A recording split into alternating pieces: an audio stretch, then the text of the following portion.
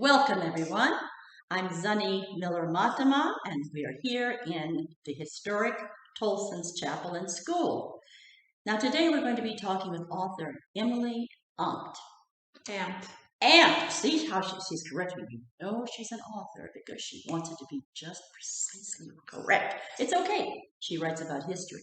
Now, you know that if you're here in the historic chapel, you know that that's one of the things that we also are very interested in and very focused on having our history told.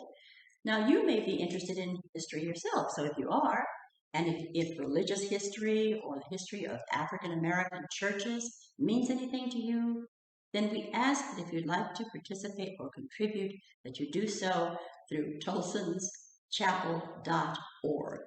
And now we're going to get to the fun part, because you're looking at someone sitting there, and this is Emilie Amt. Emilie Amt is a retired professor of history. From 1998 to 2019, she held the Hildegard Pilgrim Chair of History at Hood College in Frederick, Maryland. She earned a BA in Medieval Studies from Swarthmore College and a Doctor of Philosophy in Modern History from Oxford University. So you see, she's well prepared. Her current research focuses on 19th century African American history in Western Maryland. Her forthcoming book of African American experiences of the battlefield of Antietam will be published in the summer of 2022. So we're hoping that today she will tell us what that book is about, why she's so interested and focused on it, and we're ready to say, take it away, Emilie. Okay. Hi, Emilie. Hi, ZSun-nee. Tell us, please, how did you manage to go from medieval history to African American history, in particular slavery, and now the community here in Sharpsburg? Please tell us. Okay. Well, I was a medieval historian, still am a medieval historian, but for the past 10 years or so, I've been working mainly on African American history in Western Maryland. And it's really been a journey. But it started at my church, which is not much bigger than this church. It's a church over in Boonesboro, not far from Sharpsburg. Oh. And it's an Episcopal church that was built in 1849. And it was a white church, but it actually had quite a few African American members, some of them, most of them enslaved by the founding members, the early members of that church, the white members. And I didn't know that when I started attending that church. But soon after I started attending, the pastor mentioned in a meeting that the church was built with a slave balcony. And I knew there was a balcony. I sat in the balcony, but I didn't know it had been a slave balcony. And she also mentioned that the first couple married in that church in 1849 were Jeremiah and Melinda, slaves of Mr. Booth. And that was in our records at that church, in the parish register. And she said, I've always wanted to know more about that couple, but she didn't know any more. There was no more in the records. And she said, if somebody in the congregation would like to do research about them and find out more about them, that would be great. And after that meeting, which was more than 10 years ago now, I went up to her and said, I will do that research. That is phenomenal. And I didn't know what I would find. I had done my own family's history, so I knew how to work with genealogical sources. I knew how to work with some American sources, but I had never done African American history. And I took it from there, and I found an amazing amount about Jeremiah and Melinda James. Yeah. That was their name. I found some very unpleasant things. I found, not about them, but I found that all the founding members of our church had been slaveholders. That our church was built, of course, with the money that came from slaveholding. and that we had lots of slave history in our past. And that had never really been part of my past before. My family came after the Civil War, came to this country after the Civil War, and I had just never connected with the history of slavery in a personal way before. But now I attended a church that had been made possible by people owning other people. It was a beautiful little church, but it had this ugly history. But it also had a brave history of, these enslaved people being members, and also free African Americans being members before the Civil War. And so I got to work on that, and the congregation pitched in. It was a white congregation, almost entirely, not entirely, but almost entirely. And we pitched in to do that work. And this was right around 2014. It was leading up to 2014, which was the anniversary of the 150th anniversary of emancipation in Maryland.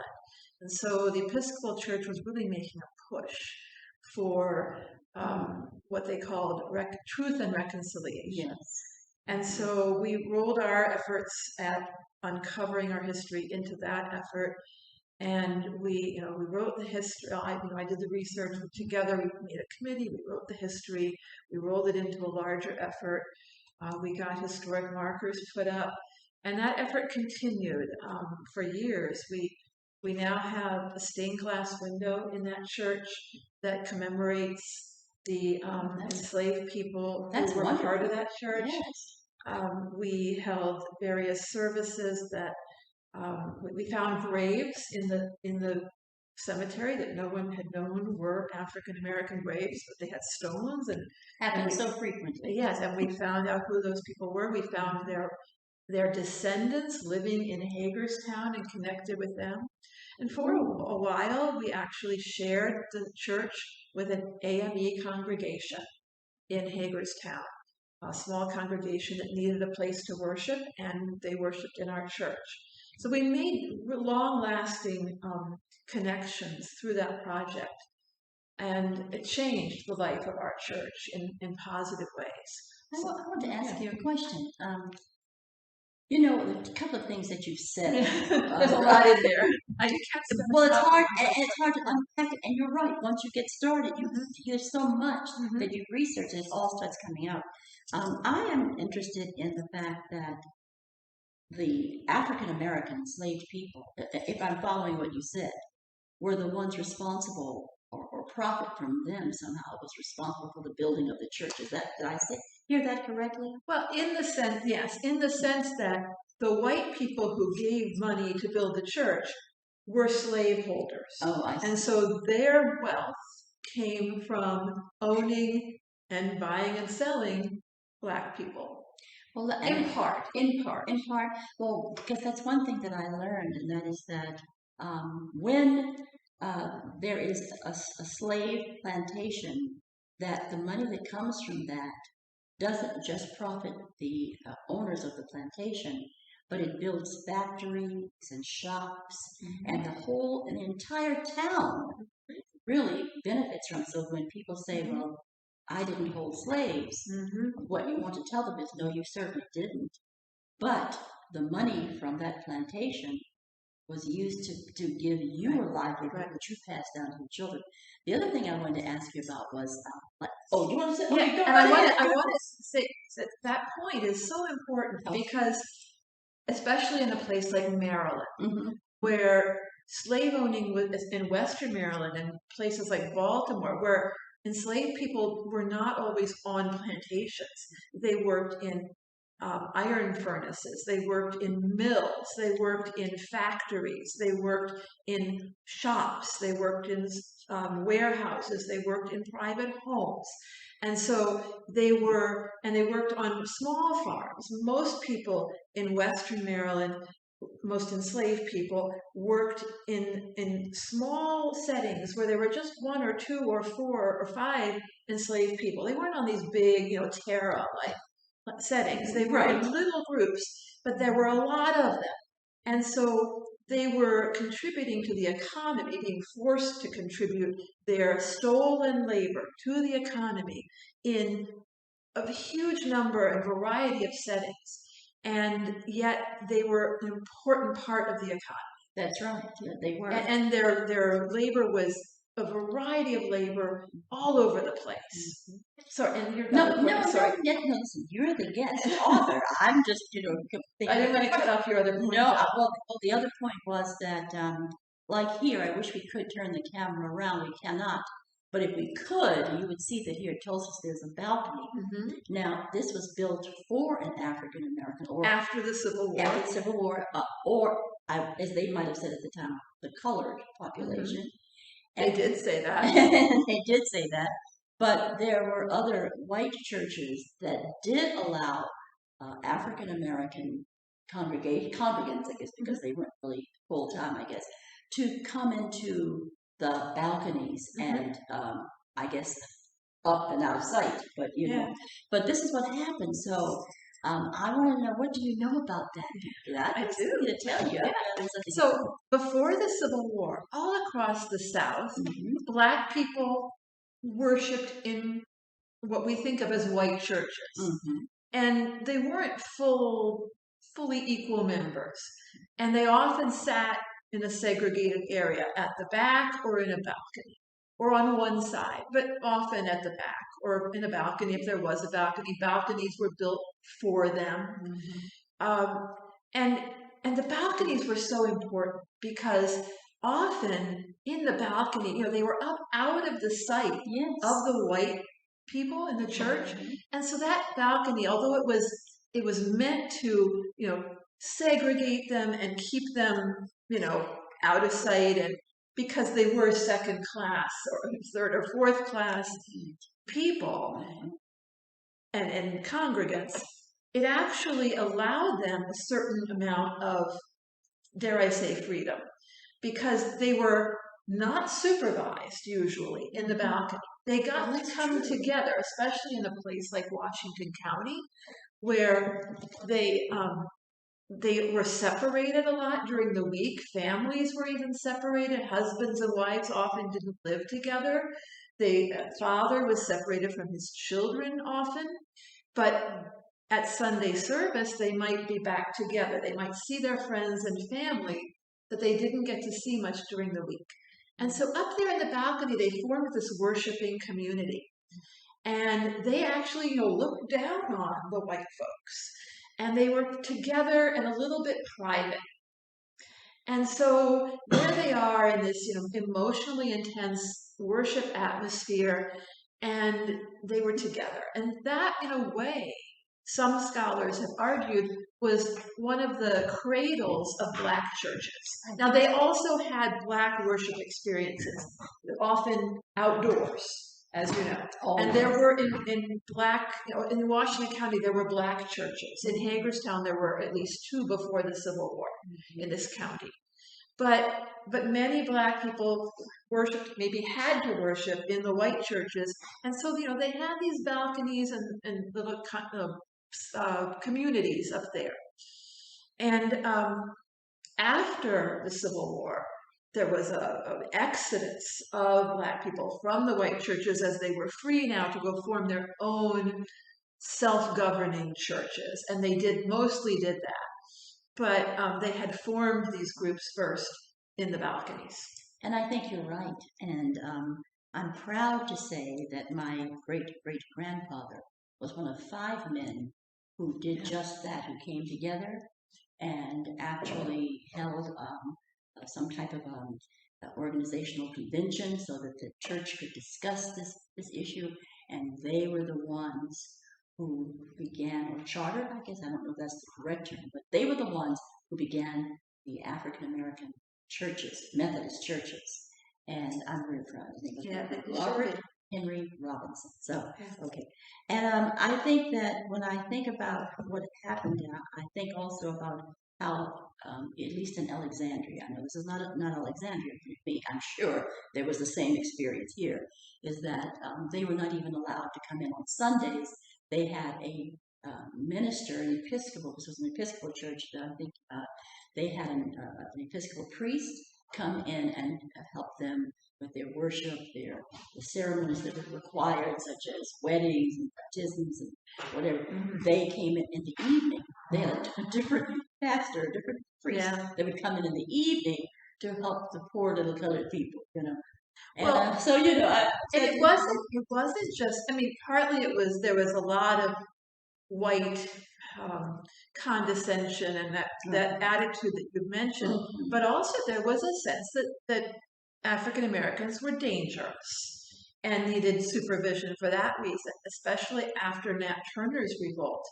That there was a definite effort to get them into the churches so they would be Christianized and supervised and wouldn't be so likely to rebel. And there was an effort to preach certain biblical texts to them, like "Servants, obey your masters," of course, so that they would be, obedient. The Christianity was used as a tool of socialization or even oppression. Really, that's true. That's what really sometimes makes me wonder. Social control, social control.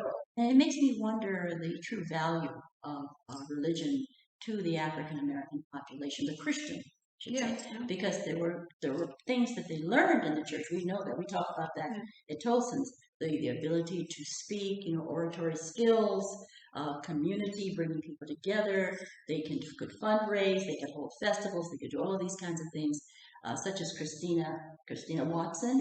Here at Tolson's. And there were a lot of people that were very, industrious and wanted to do a lot of things to help the church. But I wonder, because of what you just said, and I've thought it so often, the fact that they were socialized to be oppressed, social oppression. So I wonder sometimes, because the religion was used in that way, and actually there's still a large number of the white population in America that is still afraid of the African American population.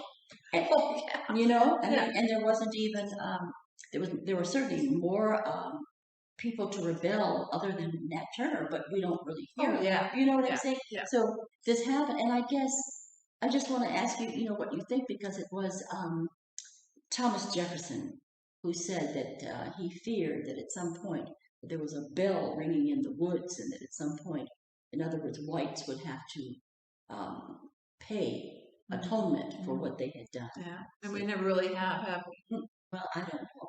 That's a question for you. I don't know. I don't know. It's a serious question. So it is a serious question. I don't think we have. So there's so much in this. Yes. I think that. So to answer this on the most basic level, I think that African Americans. Well, I mean, it's just so much variety in how they approach religion, but I think that in terms of the message that they were having preached at them in the pre-Civil War era, many of them saw right through that. And I have testimony from right here in Washington County where a man says, they just preached that lesson that says servants obey your masters. That's all you ever heard.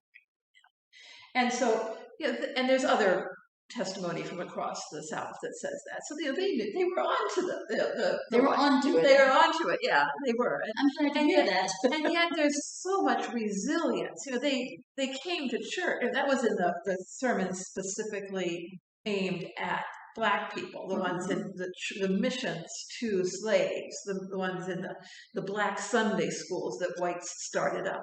Yes. But that they were brought to church, or they were allowed to come to church, or encouraged to come to church, and then they heard the whole range of the gospel that was preached to the white congregation. And so, they heard it all, they absorbed it all, they, had minds just as lively and absorbent as the white congregation. They maybe didn't have the full education that the whites did, but they were up there listening with open, receptive minds, most of them, and so they took all that Bible stuff and they crafted the spirituals out of it, which are some of the great American, religious works, and they that's our evidence that they knew what they were hearing, and and beyond that, Black preachers were circulating in the population and preaching, and they didn't get that from going to seminary. And I'm talking about before the Civil War. So, they crafted, the Black churches out of these, what they had gathered by listening and teaching each other from what they were allowed to hear. And then out of that came the great Black churches. Mm-hmm. And so I think that there was so much variety in what African Americans chose to take from what they were allowed to hear. And they took, and some of them said, no, this is not for us. This is the white man's religion. We don't want it. But it was just a con job.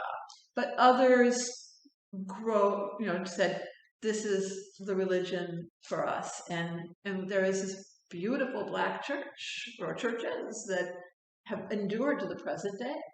Well, there are two things there. One is the spirituals and the whole idea of speaking in tongues and having a very robust way of worshiping. And a lot of people now, especially African American scholars, are beginning to say that all came from Africa. That they were accustomed to that type of lively spiritual feeling. Absolutely. The spirit hit them, And that's one thing. You're absolutely right. That's a huge African influence. I think so. And then a lot of them brought in their African gods, if they could remember them, into the Christian religion, and they dressed it up in the figures of the Christian faith, but underneath it, when they were alone, they brought in the African gods who they had remembered, and that was the power they were seeing behind Mary and Joseph and Jesus and that kind of thing, because it's old. And I think it's so interesting to me as a medieval historian, because in the early days of Christianity in Europe, the same thing happened. The pagan deities were, transmogrified into the Christian saints and the Christian holidays and so on. And so I think, something similar, we can probably see that happening with these African people who are brought to a land where their rituals and their practices and beliefs are frowned on, and they are forced in a way to become Christian, but their ways of worship, some of their practices survive in the new religion. Yep, and it was done by indigenous people as well. So, Sure. And more information is coming out also about indigenous people and how there were many Black indigenous people here in America when the slave trade began. I'm just beginning to really get into that research. I've heard you talk about that. You've heard me talk about that, so that's why. Oh, that's right, you did at the panel. That's right. Okay, and yes, and I just think that we need to look at that and what does that mean, and we also need to take a look at the Black Europeans who came over during the time indentured servants were being brought to America, because there were several, if not, I don't want to say a great deal, but there were Black and white indentured servants coming from Europe. Okay, so now you're beyond what I can tell you. Oh, okay, all right. Well, I'm thinking, when you think about medieval history and how it could share some light on what's going on here. I'm often thinking that there were, even in medieval times, there was a medieval Europe is much more diverse than it is often presented as being. That's what I was in popular culture. Yeah, absolutely. And so that's it. So now your new book. Your new book is going to talk about Antietam. Yes. And the African Americans who were living there among the farmers. So tell us about that. Thank you. So it's about African American experiences of the Civil War in Sharpsburg, and especially about the Battle of Antietam, African American experiences of the Battle of Antietam. And mostly it focuses on African Americans who lived in and around Sharpsburg during the Civil War and who witnessed the Battle of Antietam or experienced the Battle of Antietam. So they were free people, enslaved people, and then also black men who were in the armies that came and fought the Battle of Antietam. And if you're a Civil War person, you know that there were no black soldiers yet in 1862 because in the Battle of Antietam was so important for black history. It was the battle that gave the Union enough of a victory that Lincoln felt he could issue the preliminary Emancipation Proclamation, and then in January following the battle was in September of 1862, so 5 days after the battle, he issued the preliminary Emancipation Proclamation, and it said, if you don't stop rebelling, Southern states, I'm going to free all your slaves, the rebellious states. And then they didn't stop rebelling. So in January 1st, 1863, comes the full Emancipation Proclamation, and it freed slaves in the rebellious states, not Maryland. So it did nothing for enslaved people here in Washington County, including Sharpsburg. But it also said, we will now recruit black men into the army. And so that was the beginning of black soldiers in the Union Army. So at Antietam, there were no black soldiers. But there were lots of black men working in the army as mule drivers, cooks, laborers, all kinds of things. So they were there at the battle. And they were also there in the Confederate Army enslaved. Well, so there's just all these things. There's like more than 400 free and enslaved African Americans living on and around the battlefield at the time of the battle. And that's who this book is about, them and the men in the armies. I have a good question for you. Okay. President Lincoln was, as I understand, visited the battlefield? Okay. I want to know, what do you think he was thinking? Wait, let me see. Okay. What do you think he was thinking as he looked at the Civil War and thought and knew in his heart that a lot of this war had to do with the freedom or the fear of freedom of African Americans? And I say that based on the fact that he could look at himself, and what looking at himself did that trigger when he thought about the freedom that would be coming to the African American population. What do you think was going through his mind when he was there at Antietam? Do you know what I'm talking about? I do. But I am not a Lincoln scholar. Oh, so I'm going to turn this question around. Go right ahead. So, people have spent lifetimes studying Lincoln, and I have not. So what I am going to say is, when Lincoln came to Sharpsburg, when he came to the battlefield, he made a number of stops. And what interests me is how the people who lived here, the black people who lived here, felt about that and how they may have seen him. That's what I'm not writing about the great famous people. That ground has been trod. That's very true. Because that's right. I want to talk about the people who have been ignored.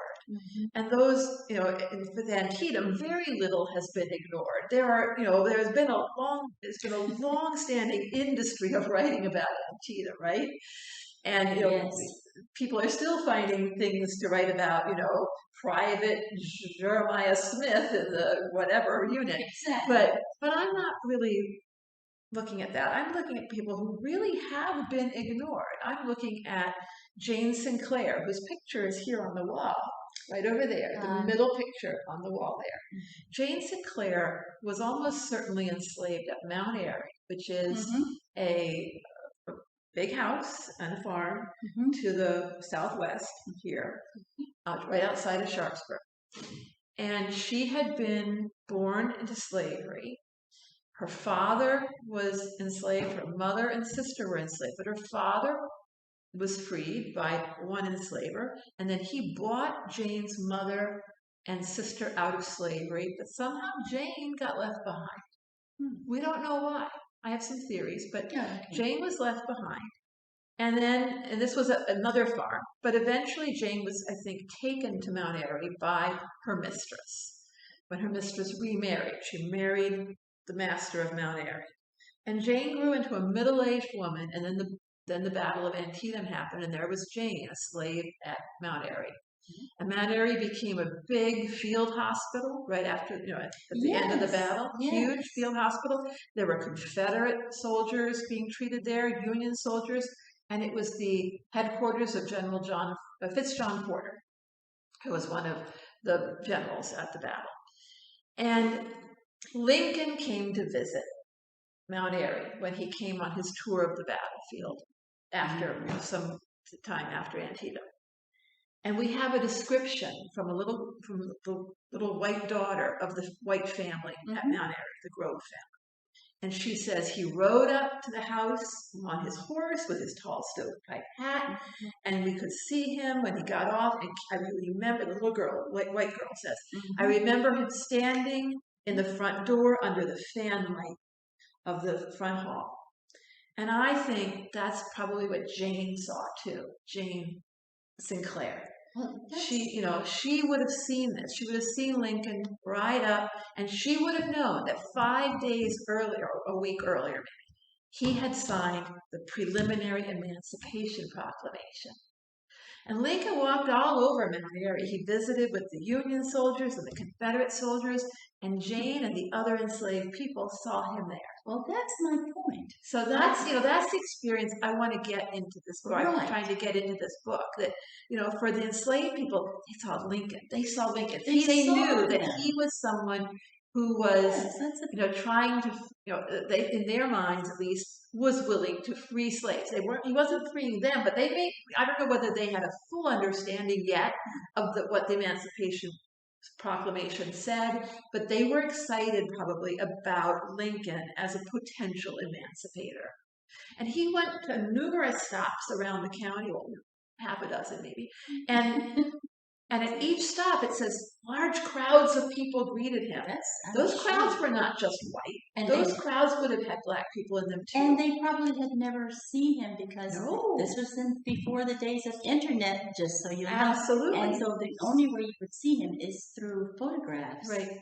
And my understanding from reading his autobiography, Lincoln's autobiography, is that he, and I wish you can help me, the name of the famous Civil War photographer, Matthew Brady, whose office was right on Pennsylvania Avenue in Washington, D.C., because as a tour guide there, I often pointed it out. It's upstairs, folks. Okay. So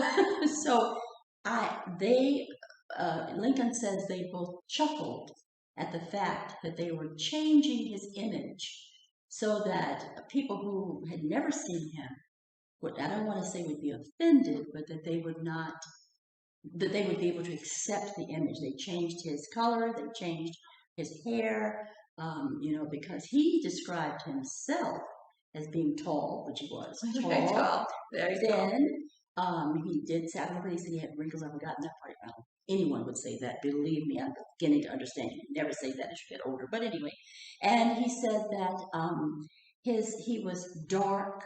His skin was dark. I thought he said dark brown. And he said his hair was coarse. And I knew that his barber was named Africanus, which means that he kept a black barber with him all the time because the white barbers didn't know how to cut his hair. And I'm just wondering if, since the photographs went out all over the country and people saw a man that didn't exist literally because his color was changed, his hair grade was changed and everything, what happened when the people here, the little people, I don't want to say little people, but the ordinary non-famous people, saw him. I wonder, what did they think? You may not know this thing because there's no record of them even seeing him. We just have to piece together that they did. Must have. They must have seen him. Yeah. So that's all. I'm just so interested in those kinds of things because so much of history, and because you've really researched, and she's an excellent researcher, and so much of what we read, especially in the schools, is abysmal because it's filled with lies. And let me tell you what I mean by that. Because a half truth is a lie. by omission. By omission, don't you think? I always want to know when you find out there's a discrepancy where a person, identifies themselves and tells you how they look, because it seems he might have been even an indentured servant. We don't even know that the man who said he was his father was his father, because for some reason, and you might know about this, that white people tended to move their children and other children or young people around, and they would say they were apprenticing them, but in actuality, they were just sending them to another farm or a stable or someplace where they could actually, work. And they were working, and maybe they had a small salary, but he says himself that he used another word which I won't use right now, but he said about himself that he was doing, that kind of work. I see. Yeah. I'm not a Lincoln scholar. I know. Really have not studied Lincoln. Well, and I haven't studied, but I just read. Yeah. But I'm much less than you. Yeah. Sorry. It's all right. No, I'm only thinking that because I really am interested, and I wish if somebody's out there, about it, let us know, because I want to know what was the reaction of the everyday Black person or colored person or now African American person when they saw Lincoln in person. And I'm sure, I think there are probably people who have written about that, but not here, not for here in Washington County. That's all I know. And so now you're tasked. No, you're not tasked. My plate is full.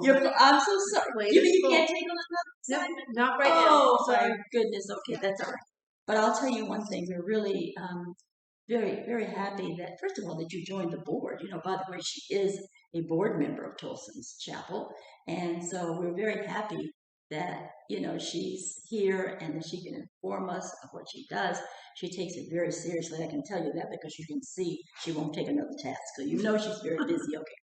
But is there anything else you'd like to tell us about the work that you have begun or what you've learned that meant something to you?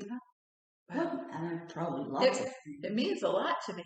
Well, I took it on as I thought it would be just a little side project. Mm-hmm. And then it began to take over my scholarly life.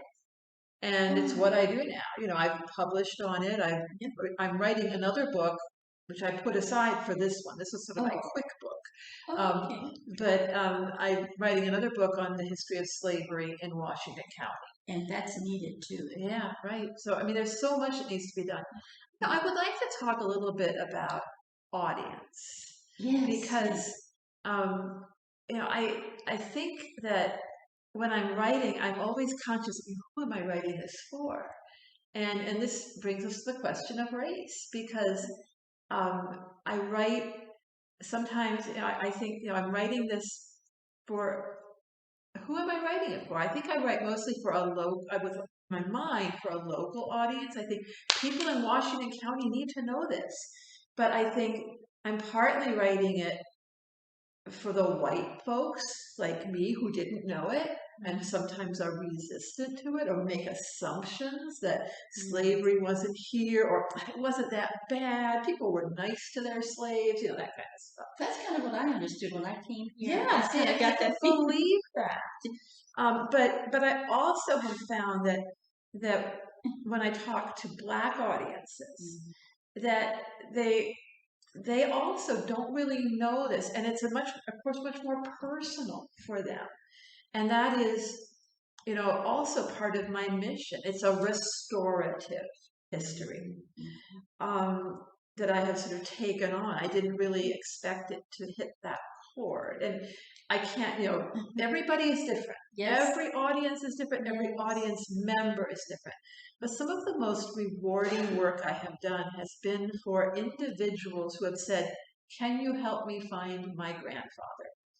Can you help me learn more about my ancestors? Very important. And I have said, yes, I can do that. And to, say to some person, here's a picture of your grandfather. Oh, and he cries because he hasn't seen his grandfather before. It's like, oh my goodness.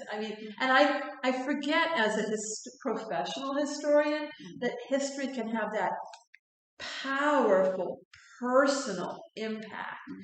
And especially for African Americans whose history has been neglected and even torn away from people. And It difficult to is find and as so well. difficult to find if you don't know how to do it, and even when you know how to do it, it sometimes isn't there anymore. I just that is like the most rewarding thing for me. So I think on a community level, the work I'm doing, I just feel it's so it has this value that I feel that time when I sat there in church and the pastor said, if anybody would like to do this, and I said, me, that I will do it, that it was a spiritual calling. And as a professional historian, we don't really talk about the spirituality in our work very often. I was a professor. I have degrees. I have degrees. I do this as a living. But the last 10 years, or maybe it's 12 years now, I've been saying 10 years for a long time, so it's probably longer now. But I would say about 10 years. Because, it was slowly that I transitioned into doing this, professionally. But I feel that it really has been a spiritual and personal journey, not just a professional life. And I will say also, it has changed my personal life. It has changed who I hang out with. Look at me on Sunday. But it has changed who I know. It has changed my politics. It has changed my where I live. It has changed who I talk to on a daily basis. And I am so much the richer for that. I mean, it has made me a better person. You don't always see that, Sunny. But it really, and I am just incredibly grateful for that. So anything I can give back, I try to. And I appreciate it. Thank you for saying that. So I know I'm a thorn in your side. No. I'm sorry. And the only reason is because sometimes we have a difference of opinion. We do, and that's fine. It's okay. And that is what makes the historical process and the everything that comes from it richer. That's right. And I think I have learned so much from you. Well, thank you, and I've learned from you, and I'm going to read those books so that when you please publish that book so we can. Okay. It's on schedule. It's on summer 2022. Now, can I also say my blog? Yes, of course. So I have a blog, which I don't publish enough in, but it's out there. My website is www.emilieamt.com. And Emily is spelled with an I-E. Thanks, parents. But it's EMILIEAM, as in mother, T as in telephone, AMT. And that's, you told me, is a good German. It's a German name, yeah. So, it means office. It means office.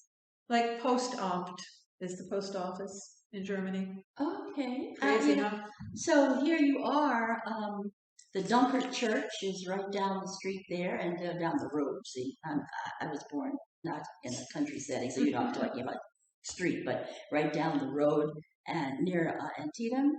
And that was another interesting kind of thing because that church did not allow, didn't allow enslaved people. Didn't allow its members who owned slaves. Okay. And so that's supposedly.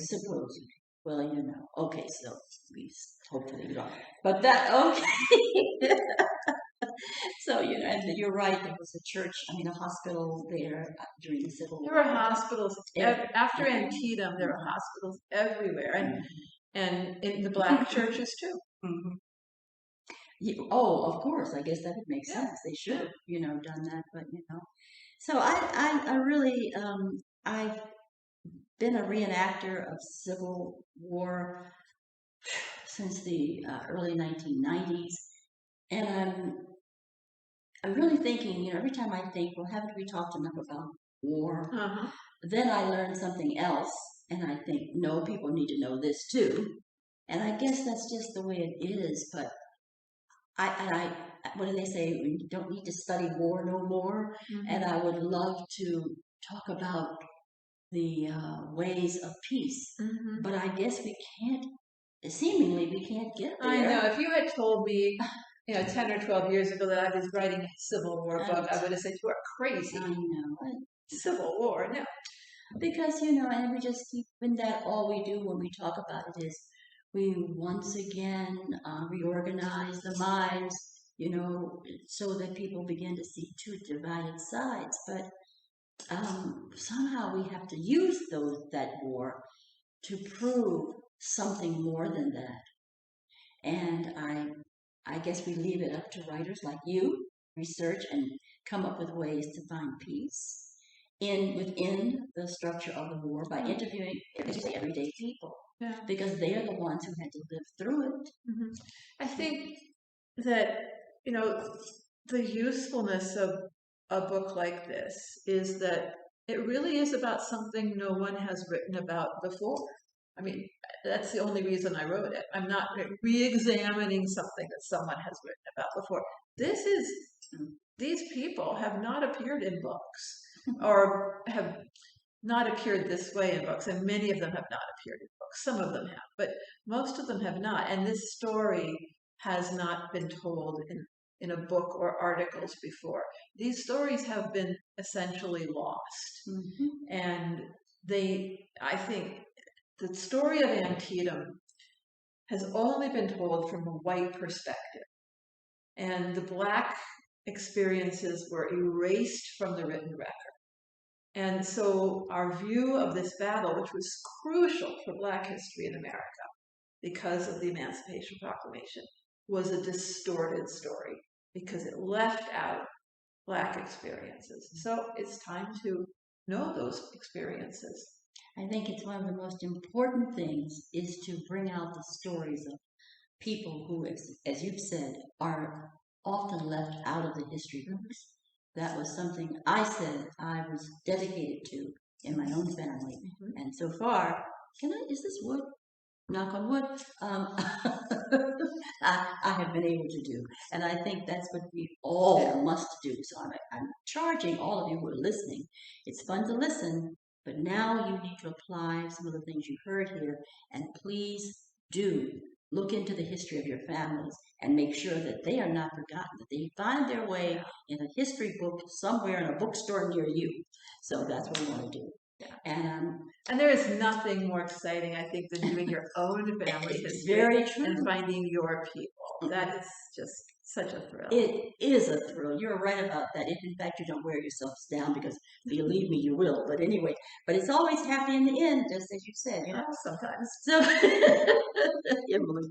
So I just want to thank you for coming here today. Oh, thank you so much for having me. It has really been so much fun to talk with you. Thank you. It is a lot of fun to come and talk with the different authors here on Right Talk.